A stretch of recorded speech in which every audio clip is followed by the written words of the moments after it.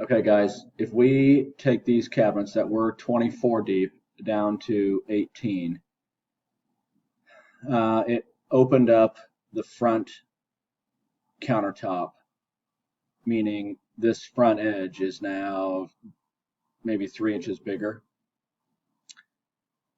This is the back of the overhang. So if we, on this back seat, to put a bar, you've got 30 inches there on this back piece, and then from within 36 here. You could probably get away with putting 2 here because you'll have some a little bit more elbow room on this right side. Still really isn't enough room to get an overhang right here. 36 is just the smallest I would go. ADA standard is 32, but that's getting pretty tight. 36 here.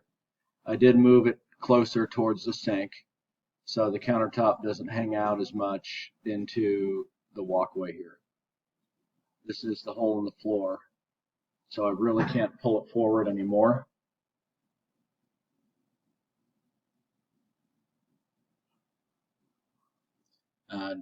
Don't pay attention to this. I'd have to change all this, but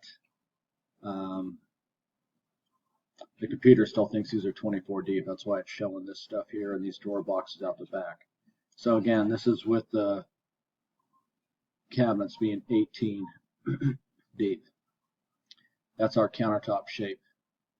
If you overhang 12 inches here and here.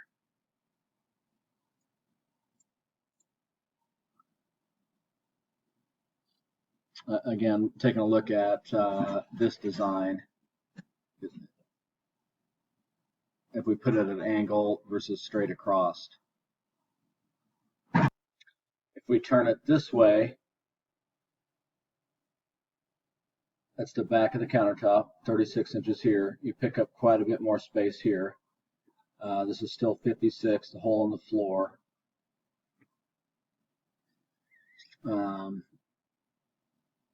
But with 56 inches, 2 bar stools there, maybe slide it forward. So if somebody's sitting here, they're going to be, the back of that stool is going to be out to maybe 18, so right about here. So you'll have a little bit of walkway space between, not much. So if you do this way, I would slide it forward towards the fridge more to have a bigger opening here. When we start, I know this seems like a big space. I've got about 136 and 5/8 from corner to corner there.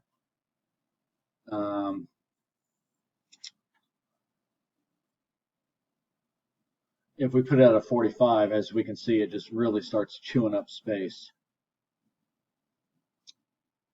So let me know what you guys think, and we can keep massaging this till we get it figured out. Thanks.